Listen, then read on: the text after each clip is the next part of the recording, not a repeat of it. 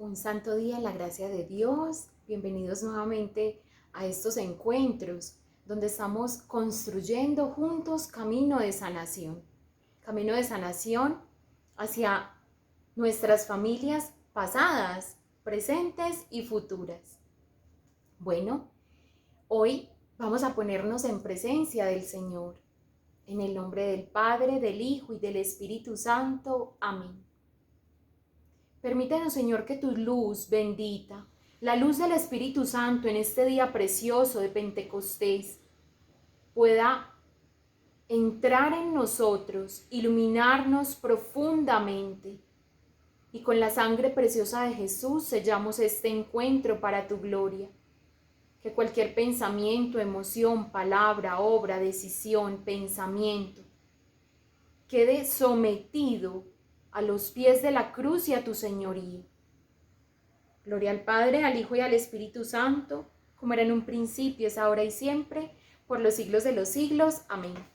Bueno, en este encuentro vamos a continuar con nuestra comprensión, con nuestra construcción de pensamiento, construcción del reino de Dios en nuestros corazones a través del pensamiento, de las obras y de la interpretación de las realidades del alma. En esta oportunidad contemplaremos cielo e infierno. Cielo e infierno. Veíamos en la charla anterior cómo es ese paso de la muerte hacia la eternidad, pero que la muerte no concluye con un acabarse todo, porque somos una esencia compleja que obedece también a unas inclinaciones naturales, y es que lo espiritual busca a su creador. Hablábamos también de esas dos postrimerías que vamos a tener. La primera, donde nosotros vamos a tener ese encuentro con nuestra verdad. El encuentro con nuestra verdad es lo que llamamos el juicio particular. Y ese juicio particular nos va a dejar ubicados temporalmente en el purgatorio o nos va a permitir la entrada definitiva y automática al cielo. Pero bueno, ¿y qué es ese cielo? ¿Qué hay allí? ¿Por qué queremos ir al cielo? Que no se convierta en algo simplemente como por evitar el castigo, por miedo a la condenación, que mi opción sea como el cielo, porque es que no hay más. O es la condenación o es el cielo. Entonces yo no quiero sufrir. Por miedo al sufrimiento, entonces que me lleven al cielo. No solo que sea eso, porque ninguno de nosotros quiere verse envuelto en las llamas del infierno. Dios así lo permita y nos libre de ese mal. Pero que sea un contemplar, como decíamos en la charla pasada, desde el entendimiento, no desde la imaginación, porque si vamos a ser justos, la imaginación no le hace justicia al cielo y tampoco se la hace al infierno. Se queda corto en uno y en el otro. Entonces vamos a evitar la ruta de la imaginación para describir las realidades eternas. Vemos a través de la revelación privada y pública una descripción de lo que sería el cielo. Una de las más brillantes descripciones lo dice Santa Catalina de Siena, una de mis santas de devoción, hermosa.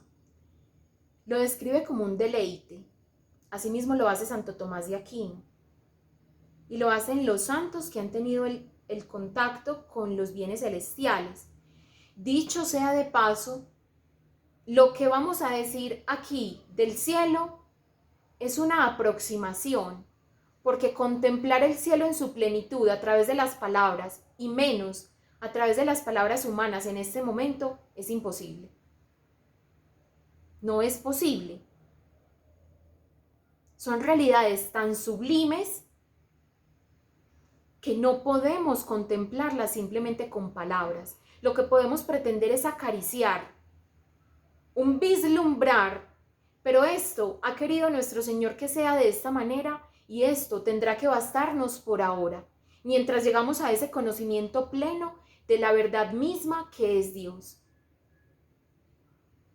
Así pues, ese juicio particular, por eso es un ver mi realidad, pero mi realidad es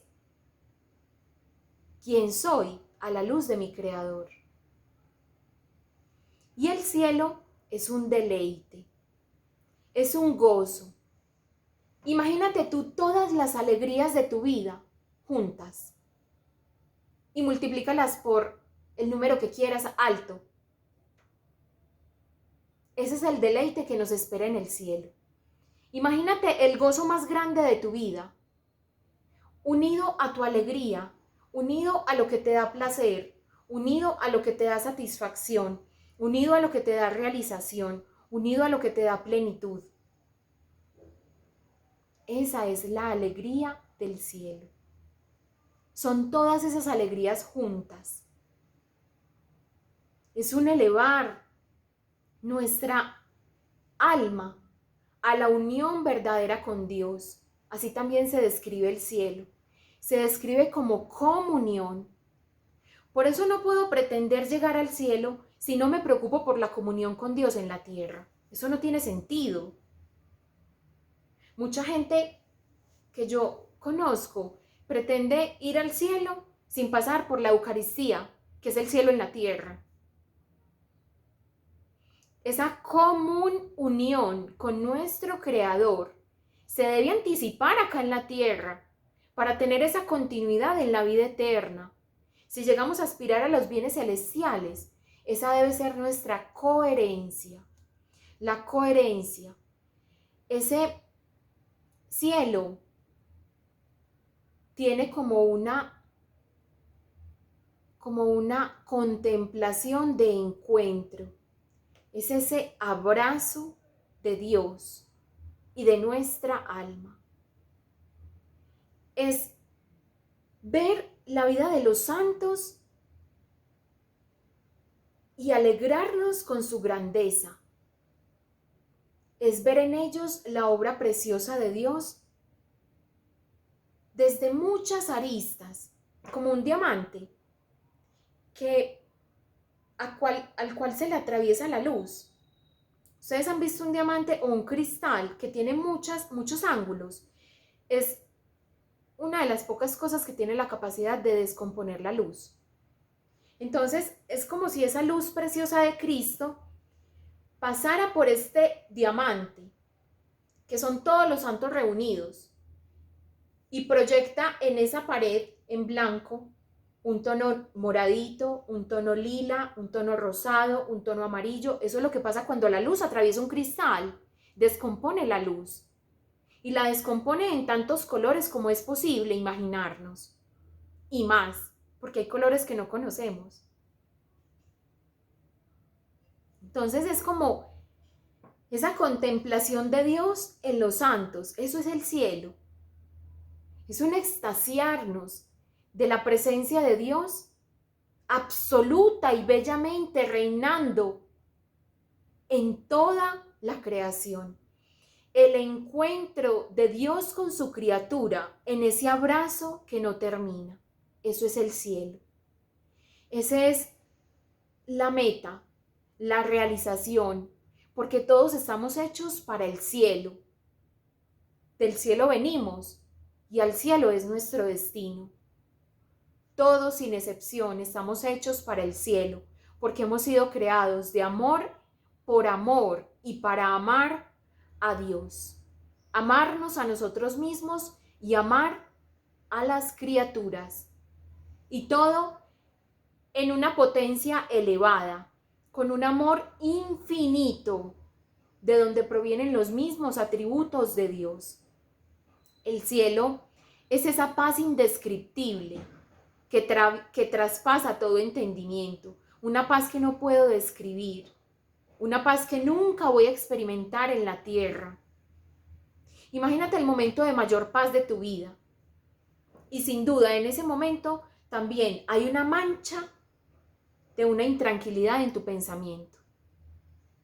En el cielo no va a haber eso. Todo va a ser la armonía absoluta.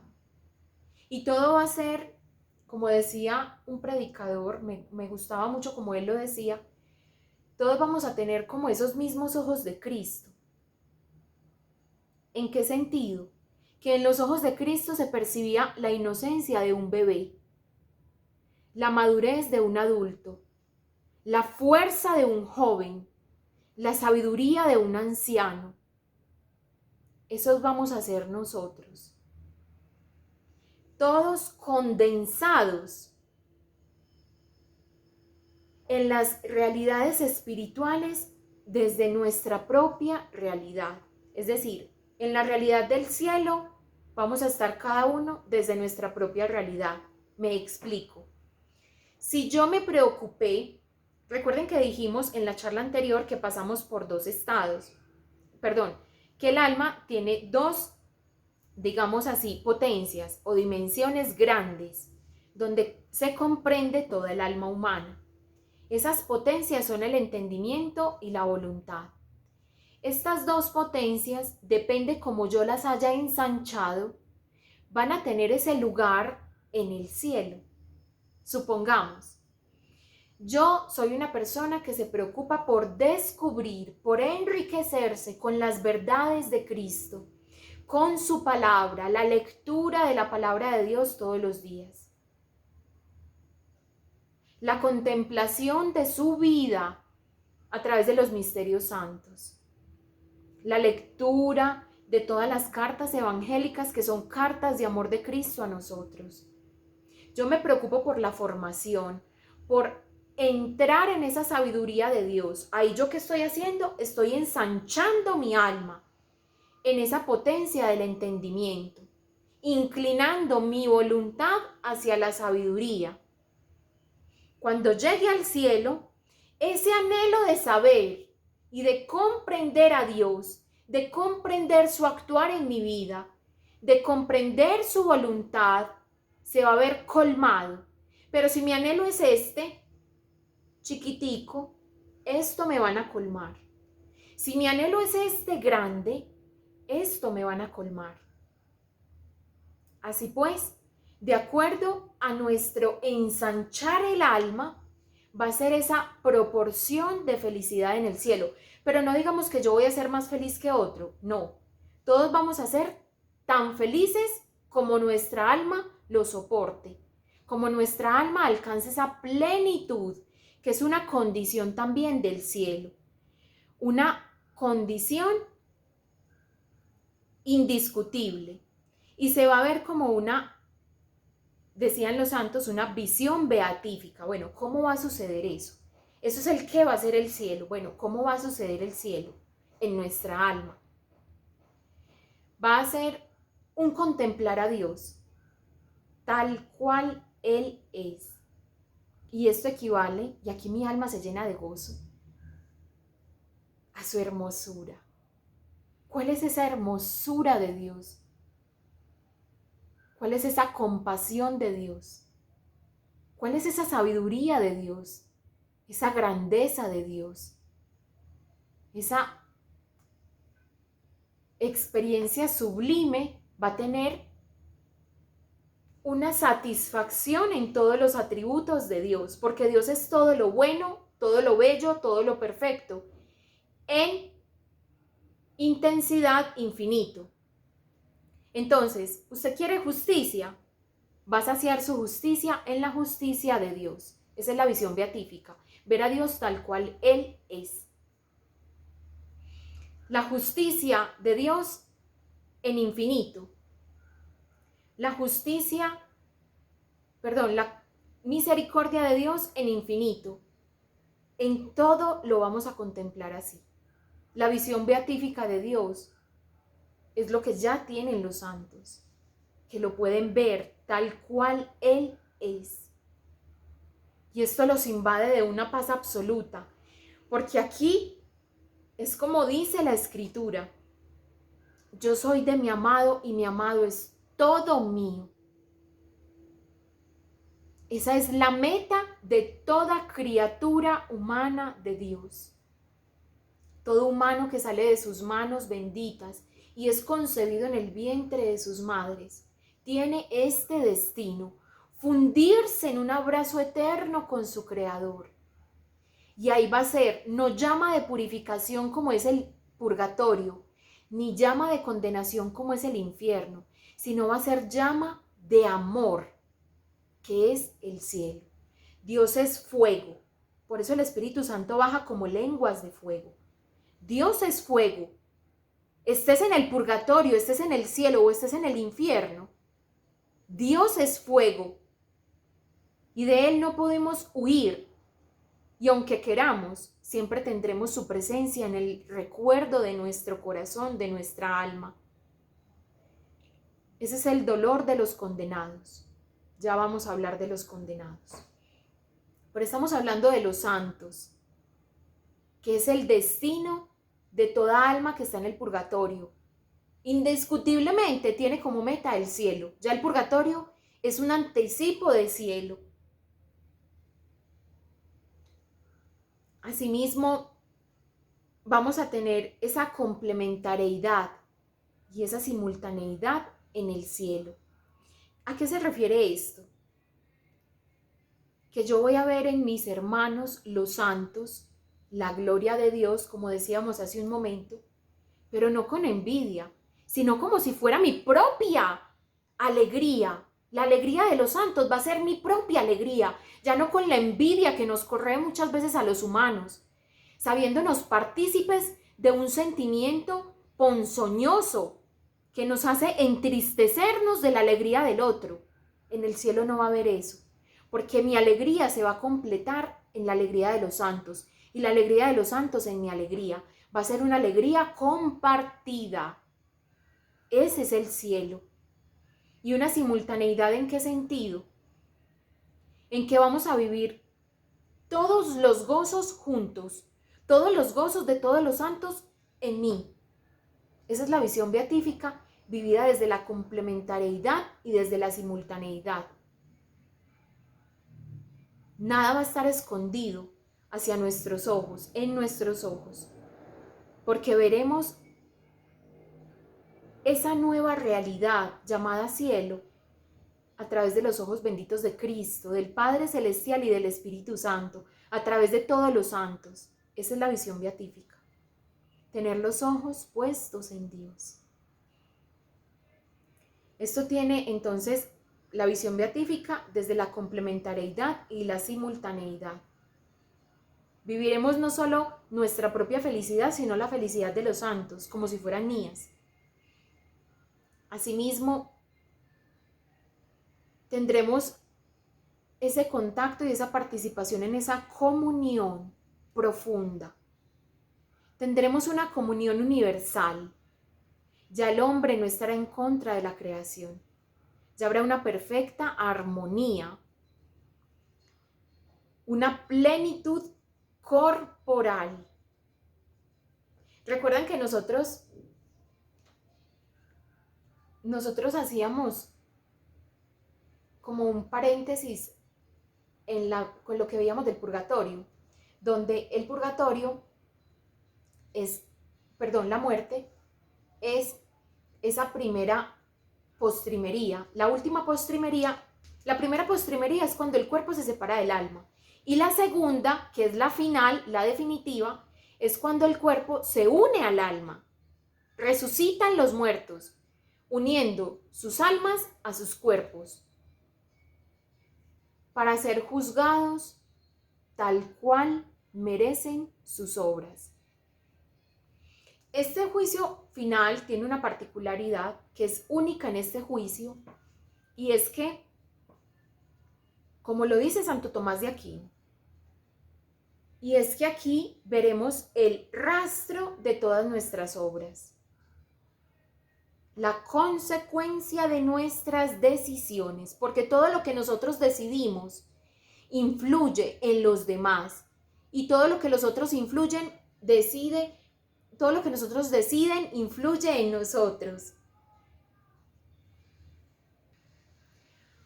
Vamos a poner un ejemplo aquí. Una persona como se vive tristemente en la historia de nuestro país. Una persona que fue desplazada por la violencia, que sus seres queridos, su papá, por ejemplo, fue asesinado brutalmente por la guerrilla, como sucede en nuestro país, muy a nuestro pesar. ¿Ustedes cuál se imaginan que será el destino de ese hombre que decide masacrar a otro, torturarlo hasta matarlo, con el agravante de que esto en sus familiares generó una estela de dolor tan profunda que los llevó también a querer buscar venganza? Aquí el pecado es colaborativo y es comunicativo, se comunica de uno a otro. Yo, cometiendo un acto de injusticia sobre otro, puedo llevarlo al pecado. Un acto de injusticia en la violencia, en el rechazo, en el abuso, en la mentira, en el robo. Mi decisión puede influenciar también la decisión de otro al pecado. Ese agravante es el que se va a tener en cuenta en el juicio final. Pero asimismo el atenuante. Supongamos a esta familia que le masacraron su ser querido hasta la muerte, pero opta no por el odio, sino por el perdón. Tiene un mérito mayor. Esta alma tiene un mérito mayor, porque su situación lo invitaba al mal y él venció al mal con el bien. Esto también va a ser premiado en el cielo, en el juicio final.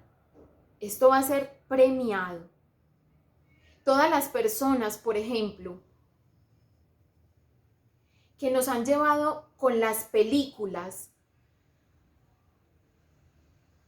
a recrear el mal en nuestras mentes, en nuestros corazones y a propagarlo. He ahí el peligro de los medios de comunicación. Quienes los hacen, y no solo quienes los hacen, quienes los distribuyen y quienes los consumen, los producidos de los medios de comunicación. Quienes producen, quienes comercializan, quienes distribuyen el mal, por ejemplo, las películas pornográficas, donde su pecado no solo se ha quedado aquí, sino que se ha trasladado a millones de niños, adolescentes, jóvenes y adultos, familias enteras consumidas en estos vicios. Imaginemos cuál puede ser el destino de estas personas que comparten la porquería de su alma, su pudrición, con las demás personas, afectando así millones y millones de personas. No solo en el presente, sino en el futuro.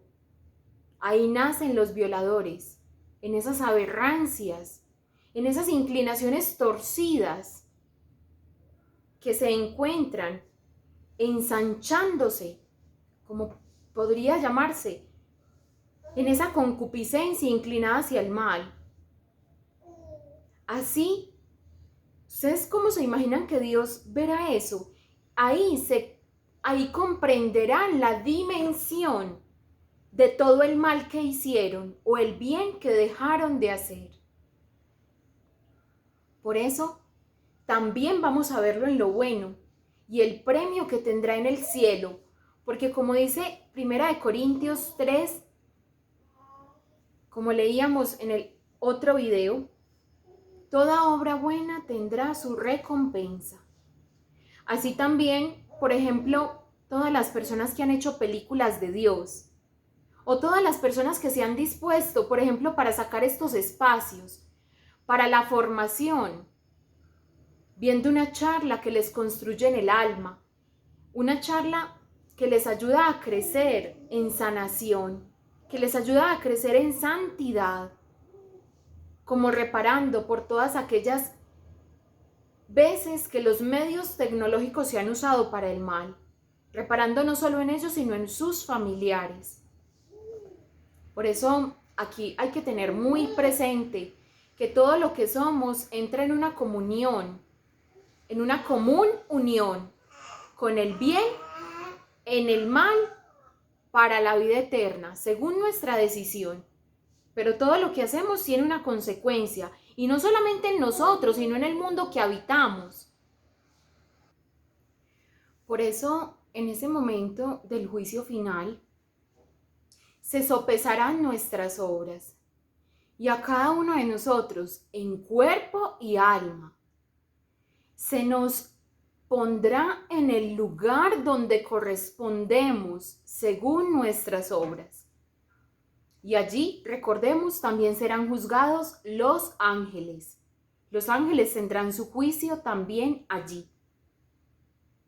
Es importante señalar también que la comunión, después de esta resurrección, la comunión plena será en Dios. En este momento la comunión de los santos con Dios se da en alma, porque su cuerpo aún no ha resucitado, pero ya están en Dios, ya están en Dios.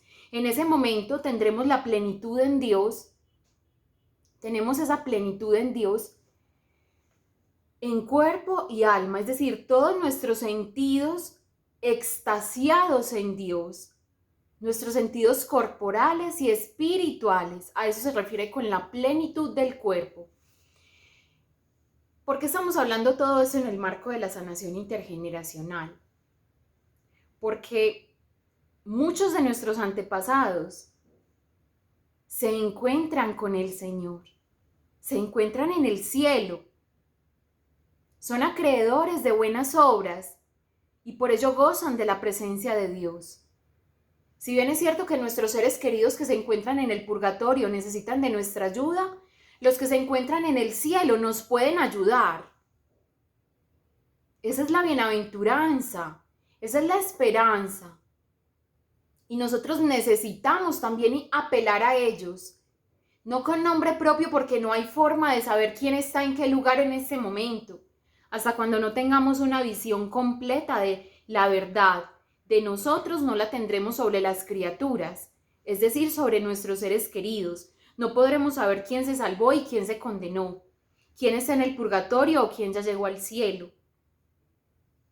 Pero allí se nos dará un pago también por esa intercesión que hicimos por los purgantes y que los santos hicieron por nosotros.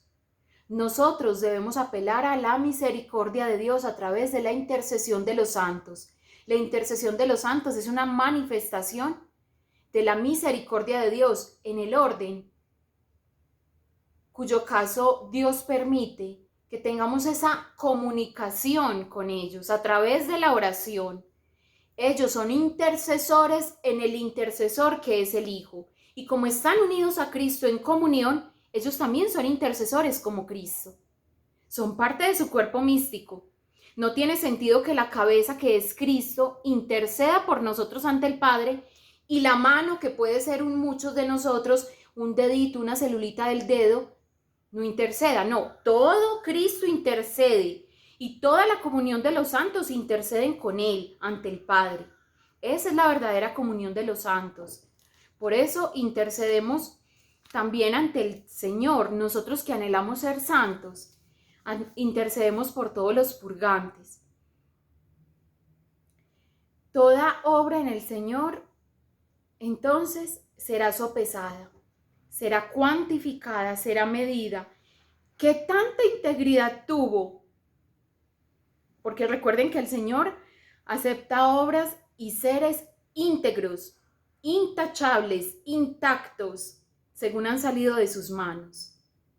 Así lo recibe. Bueno, vamos a concluir hablando de la realidad del alma que puede ser el infierno. Pero como decíamos anteriormente, no vamos a abordar esta realidad desde la imaginación, desde los supuestos, desde la revelación pública de la Iglesia, la revelación de la doctrina magisterial de la iglesia a través de los doctores de la iglesia, de los papas. Porque cuando apelamos al miedo, suceden muchas cosas malas. Uno de los ejemplos más contundentes es Martín Lutero. Cuando apelamos al miedo, pueden ocurrir divisiones de Dios, de la iglesia, de la verdad, como le sucedió a él, generando un cisma en toda la iglesia. Y de ahí nacieron los protestantes, de este miedo que este hombre sentía, el terror al infierno. Si bien es cierto que debemos tener un temor, el temor debe ser purificado, el temor debe ser hacia ofender a Dios, hacia estar lejos de Dios, porque finalmente eso es el infierno. Vamos a ver qué es el infierno. El infierno es un rechazo a Dios, es un rechazo a la soberanía de Dios. Cuando yo quiero reinar en lugar de Dios, o cuando pongo en mi vida, en aspectos de mi vida, en mi vida económica, sentimental, en mi vida conyugal, en mi vida de fe, en mi vida familiar, en mi vida como esposa, como madre, como hija, pongo un montón de cosas que no son Dios. Eso ya está de antemano rechazando la soberanía de Dios. No estoy admitiéndolo como mi Señor. Ese rechazo a Dios nos lleva a alejarnos de Él. Una vez experimentamos el juicio particular, que es después de la muerte, en ese momento es un ver mi rechazo a Dios y afianzarme en Él. Afianzarme en Él, viéndome imposibilitada para cambiar la realidad.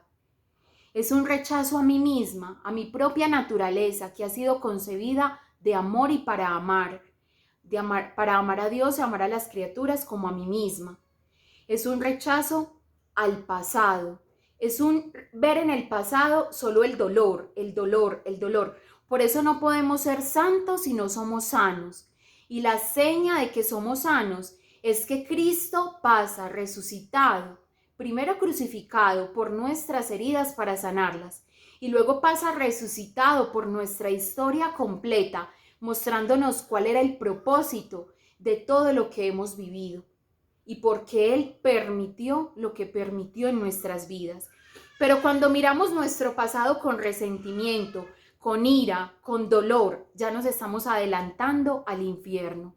Quienes viven en estos sentimientos adversos y contrarios a la gloria de Dios, que son la paz, el amor, la libertad, la justicia, la bondad, la felicidad, los que viven sumidos en esta tristeza, en esta angustia, están viviendo el infierno por adelantado. Si miramos con detalle nuestras heridas, es ver las heridas solo con los ojos humanos, privando a Dios de que reine en ellas y de ver su gloria en nuestra historia. Esa es nuestra historia humana, la historia de cada uno de nosotros. Por eso el rechazo a la gloria de Dios sobre mi pasado me trae un profundo dolor y una profunda frustración. Y si así llego en esa lejanía y en ese rechazo de Dios, llego al encuentro con la muerte, para muchos de los que se encuentran en esa situación es inminente el peligro en el cual están sus almas, también de la muerte eterna. Porque si la plenitud del cielo es un gozo eterno, la condenación al infierno es la tristeza más absoluta. Es ese profundo reconocer que Dios sí existe, que Él quería reinar en mi vida, pero que yo no lo dejé reinar.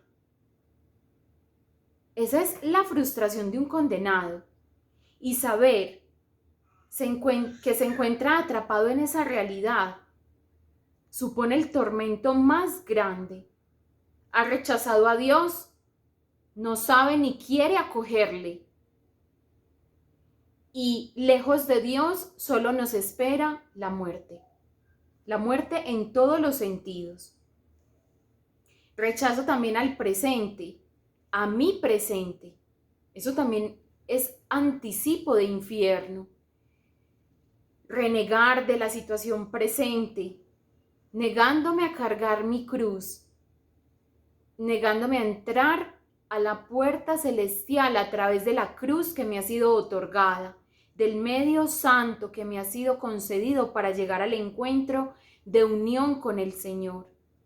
Esto también es, de otra manera, dudar de la misericordia de Dios. Y cuando yo dudo de la misericordia de Dios no me alcanza. Es la única condición que pone el Señor, que creamos en Él, para que la misericordia de Dios nos alcance y nos abrace. Eso es lo que llamamos el pecado contra el Espíritu Santo. Dudar de la misericordia de Dios, ¿a qué equivale? A que yo me confieso, puede ser una de las maneras de interpretarlo, pero me niego a acoger el perdón que Dios me otorga, porque Dios me perdona, pero yo me autocondeno, yo me autoculpo. Encima de mi historia, yo no me dispongo para recibir la misericordia de Dios, sino que sigo sumergido en esa culpa. O bien culpando a los demás. Eso también es otra forma de verlo. El infierno supone entonces una renuncia a la verdad absoluta que es Dios.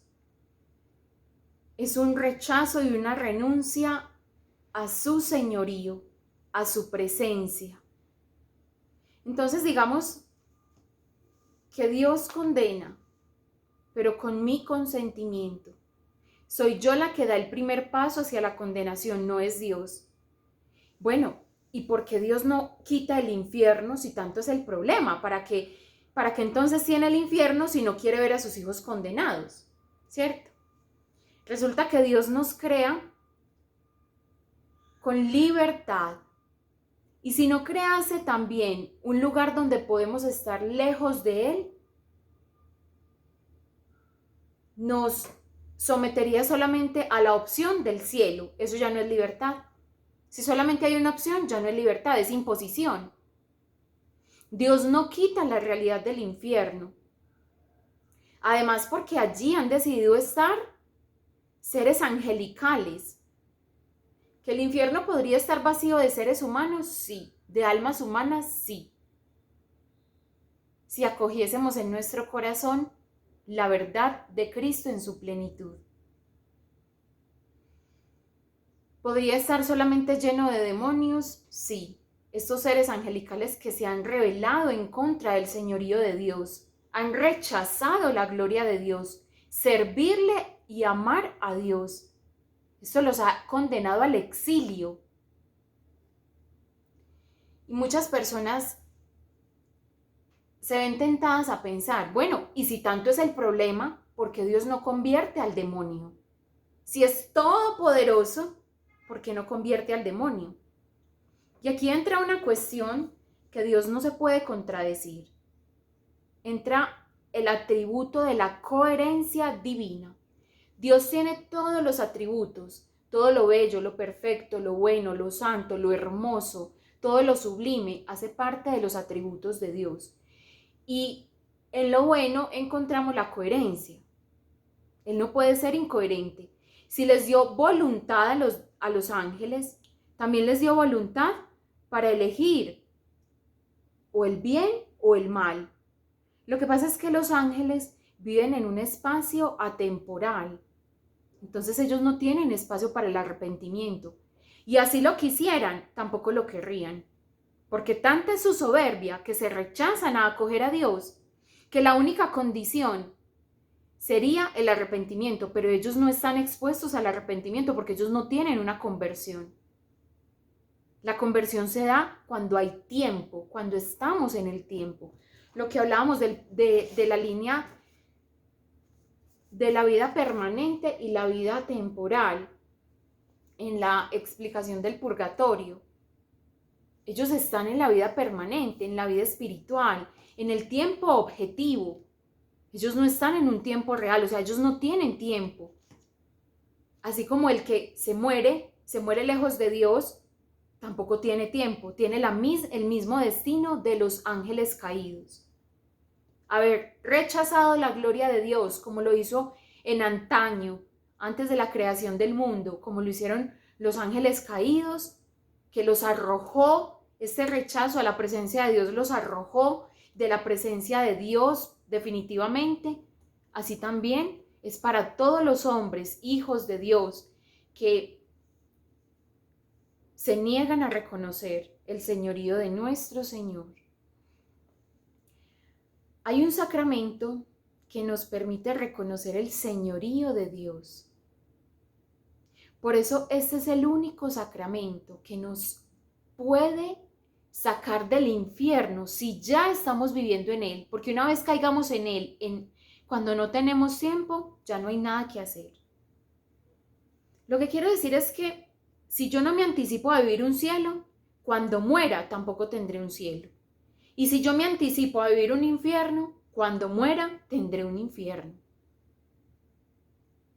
Si yo vivo frustrado, lleno de ira, de incomprensión, lleno de soberbia, lleno de hacer mi voluntad, lleno de impaciencia, lleno de toda la falta de virtud que nos podamos imaginar, esa verdad un día se encontrará con la verdad de Dios. Esta verdad que yo me he creado se va a encontrar con la verdad de Dios y yo me voy a quedar ahí atrapada y no voy a tener opción de salir. Esta verdad que yo me he creado, sumida en la impaciencia, en la tristeza, en la ira, en la frustración, en la murmuración, en el juicio, en el rechazo de Dios en mi vida, en no acoger la voluntad de Dios, no servirle, no amarle, no conocerle, no darle gloria. Esta es mi verdad y se encuentra con la verdad de Dios, que yo fui creada para amar a Dios, para servirlo, para darle todo lo que soy, para reconocerlo Señor de mi vida. Yo fui creada para el amor, para la comprensión, para la fidelidad, para la paz, para la benignidad, todos los frutos del Espíritu Santo. Yo fui creada para esto. Se encuentra con mi verdad y ambas chocan. Y yo me quedo ahí atrapada en la mitad. Ese es el infierno. Obviamente en el infierno también hay llamas, hay tortura. Y hay tortura en el alma y en el cuerpo. Y todo lo que se vive en el cuerpo lo siente el alma. Y todo lo que se siente en el alma lo vive el cuerpo también. Son dos realidades que no podemos separar. Yo no puedo estar triste en el alma y mi corazón y mi cuerpo exultante de alegría. Eso es una contradicción. Yo no puedo hacer eso. Y si lo hago por un periodo de tiempo corto y no lo hago completamente, porque en mí se impone la verdad. Soy hecha de verdad. Yo no puedo mentirme a mí misma. Y cuando estamos fuera de este mundo temporal, que ya llegamos a la realidad eterna, esta verdad queda al descubierto. Imposibilitada para salir de allí, pero sabiendo que hice todo lo contrario a lo que Dios quería, que malgasté el tiempo, que lo malbaraté y que por sobre todas las cosas no acogí a Cristo. Es la tortura mayor, estar lejos de Dios. Ya, lejos de Dios, mi corazón no va a encontrar paz en ningún momento. Y eso lo vemos desde ya en muchas de las personas que conocemos, con las cuales tenemos contacto, muchas personas incluso de nuestras familias, negándose a reconocer la verdad de Dios en sus corazones. Viven sin vivir, oyen sin escuchar, están sin estar, por así decirlo. Se niegan completamente al amor de Dios, se cierran completamente. Por eso se impone en ellos el pecado, el vicio, perseverar en la maldad, esa falta de conversión, esa dureza de corazón. Y eso finalmente es lo que lleva a la condenación a las almas. Roguemos, imploremos para que Dios derrame sobre las almas, sobre todo las almas de nuestros familiares, que más lo necesitan, la misericordia divina. Que sea Él quien purifique los corazones más endurecidos para su gloria, que podamos ver su rostro también en los ojos de nuestros familiares vivos, para que también lo podamos ver en el cielo. Entonces, el infierno, ¿cómo sucede? Ese aprisionamiento entre mi verdad, que en realidad es una mentira, y la verdad de Dios, y saber que no puedo salir de ahí. ¿Cuál es la diferencia con el purgatorio? Que los purgantes han admitido el señorío de Dios, ya sea por debilidad, por maldad, no le han dado a Dios toda la gloria, sí le han dado señorío en su vida, acogiendo la cruz. Miren lo que decía en 1 Corintios 3, 13, 14. Todas las obras que han tenido como cimiento a Cristo. Es decir, esta alma ha luchado por entrar por la puerta estrecha, por acoger su cruz. En algo ha fallado, pero ha luchado por estar ahí, por acoger la cruz. No le alcanzó. Entonces dice el texto, toda obra quedará aprobada con fuego, y toda obra construida sobre el cimiento, que es Cristo, resistirá y tendrá su recompensa. Mas aquel cuya obra quede abrasada sufrirá el castigo. Él, no obstante, quedará a salvo y escapará del fuego eterno. Eso es lo que nos dice el texto de Corintios. ¿Cuál será entonces el llorar y el crujir de dientes al cual estará sometida el alma desventurada que llegue al infierno? Reconocer a Dios y asimismo rechazarlo. Reconocer que Él es el bien absoluto y no hay donde más ser feliz, y asimismo elegir estar sin Él.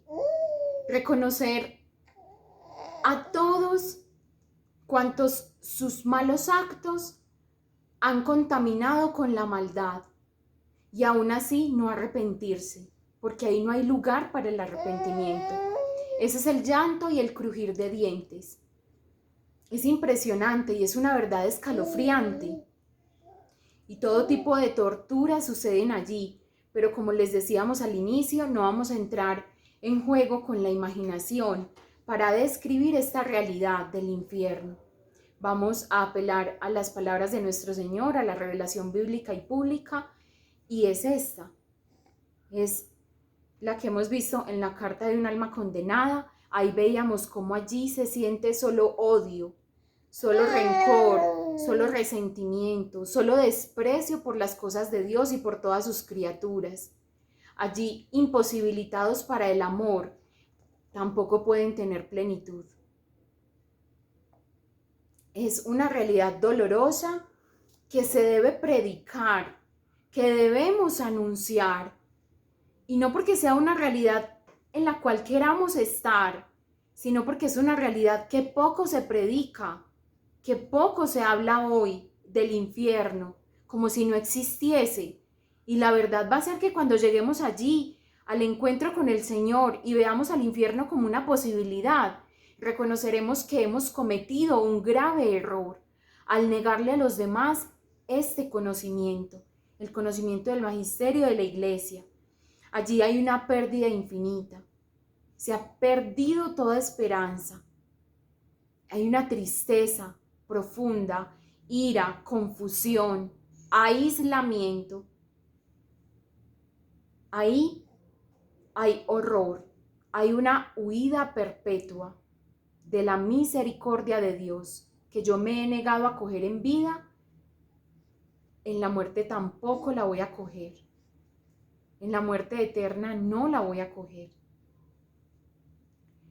Les decía que hay un sacramento que nos puede separar automáticamente.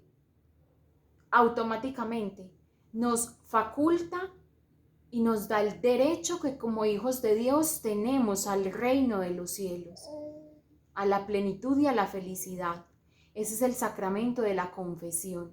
Por eso nosotros les recomendamos asistir tan frecuentemente y bien preparados al sacramento de la confesión y no nos cansaremos de recomendarlo, porque estando en comunión con Dios, cuando yo comulgo, ya esa comunión es anticipo de cielo que me alcanza, que por la misericordia de Dios ya empiezo a vivir acá en la tierra.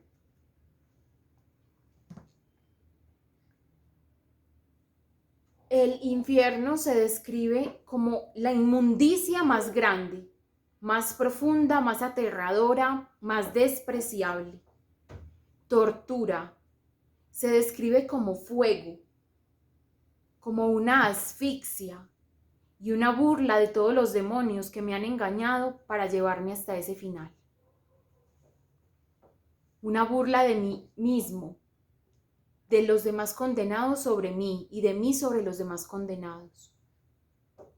Es hora de que revisemos. ¿Estamos por anticipado viviendo cielo o viviendo infierno? En los próximos encuentros conoceremos verdades muy profundas acerca de el corazón de Jesús, su obra reparadora por todos nosotros y nosotros qué podemos hacer para unirnos en reparación con Él y por anticipado decirle: líbranos, Señor, del purgatorio y de la condenación eterna. Reparamos desde ya con nuestras obras, palabras, pensamientos, decisiones por el purgatorio. O bien, nos unimos a ti para evitar el infierno, que finalmente es el destino más atroz. Porque, o en qué fundamentamos, ya para finalizar, la existencia del infierno. Lo que hablábamos al principio, cuando empezamos en esta segunda parte de este video con el estudio del infierno, ¿cierto? De esa realidad. Y es que Dios nos da la opción de elegirlo a Él o de no elegirlo a Él, de elegir otra cosa. Él no nos impone la verdad, Él nos la muestra y espera que en el uso de la justicia nosotros acojamos la verdad con todas sus letras. No huyamos de ella como si fuésemos condenados, no, sino que acojamos la verdad. Hay otra realidad, otro principio en el cual se fundamenta la existencia del infierno, y es que Dios no contradice su propia creación. Él no crea nada que vaya a destruir. Él no destruye nada. Él todo lo crea, lo recrea por amor a su propio nombre, por amor a la creación, por amor al Hijo, por amor al Espíritu Santo. El Padre Creador crea todas las cosas. Y esta es una verdad, porque Dios no puede contradecir la creación con la destrucción. Eso sería una contradicción. Por eso, en principio, Él no puede, siendo todopoderoso, no se puede contradecir a sí mismo. Es una contradicción teologal eso. Y mucha gente dice, es que si es todopoderoso, entonces, ¿por qué no destruye al demonio? Porque Él no destruye su propia creación.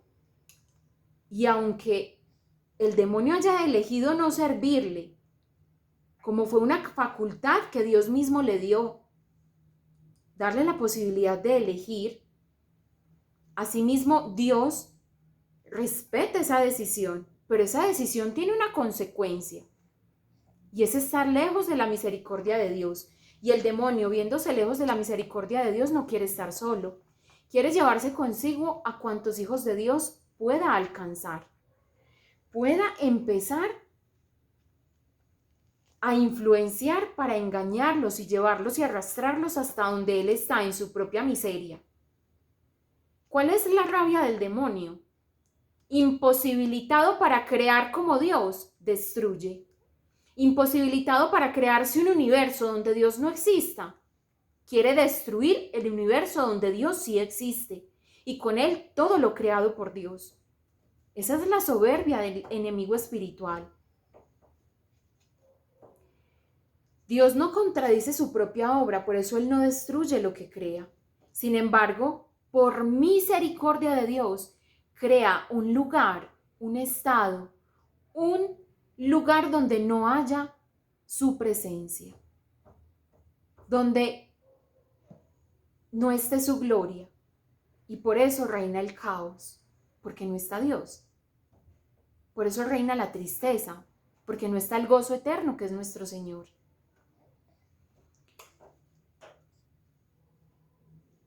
Asimismo, nosotros no podemos empujar a Dios a que tome una decisión, porque Él es todopoderoso, Él todo lo sabe y Él todo lo gobierna. Nosotros no podemos decirle al Creador cómo crear y cómo gobernar. Por eso yo, cuando decido, Dios me libre. Cuando opto por una vida sin Él, yo no puedo pretender que Dios me destruya. Como ya lo escuchamos en el Carta de un alma condenada, que los condenados quisieran no existir. Pero saben que Dios no se puede contradecir a sí mismo con la destrucción y por eso solamente opta por la purificación, por la comunión con Él o por la condenación eterna, es decir, la lejanía de Él. Has decidido rechazarme. Yo respeto tu decisión, por eso te vas. Te vas por un camino donde no hay regreso. Esa es la condenación. Pero el rechazo parte de mí. Dios no rechaza su creación. El rechazo parte de nosotros hacia Él. Cuando no lo reconocemos, verdadero Dios y verdadero hombre. Cuando no acogemos sus misterios santos. Les decía que la confesión está facultada para sacarnos del infierno, porque precisamente eso es lo que faculta a Dios como Dios nuestro y como Señor de nuestra vida. Cuando yo reconozco, Señor, mira, tú no reinas en estas áreas de mi vida y te pido perdón por eso. No reinas en mi vida familiar cuando yo recurro a la ira en lugar de la paciencia, cuando yo recurro a la murmuración en lugar del amor, de la acogida. Y así sucesivamente. Ese es un examen de conciencia. Por eso es la importancia de la confesión, de esa preparación fuerte en el misterio santo de la reconciliación con Dios. Y ya reconciliado, empezar a construir el reino de Dios en mi vida. Ese es el orden. Ese es el orden del Señor. Por eso nosotros debemos acogernos a estas verdades y las realidades eternas, esperando de Dios misericordia y que nos permita la perseverancia final en los sacramentos, en la justicia, en el amor, porque lo que Él se merece es nuestra alma. Hemos sido creados por Él, por puro amor. ¿Qué se merece Él de nosotros? Que lo dejemos gobernar en su creación. Encomendémonos a la intercesión de María Santísima para que ella sea la que guarde los frutos de estas charlas, de esta sanación intergeneracional, y nos permita ver los peligros que acechan nuestras almas por anticipado, nos cuide y nos preserve de todo mal, y con las promesas de los sacramentos vivos en nosotros, con las promesas del Santo Rosario, de vivir una vida de gracia, podamos alcanzar para nosotros y para nuestros familiares la comunión plena con el Señor. Santa María, ruega por nosotros. Santa María, ruega por nosotros. Dios te salve María, llena eres de gracia, el Señor es contigo. Bendita tú eres entre todas las mujeres y bendito es el fruto de tu vientre, Jesús. Santa María, Madre de Dios, ruega por nosotros pecadores, ahora y en la hora de nuestra muerte. Amén. En el nombre del Padre, del Hijo y del Espíritu Santo. Amén.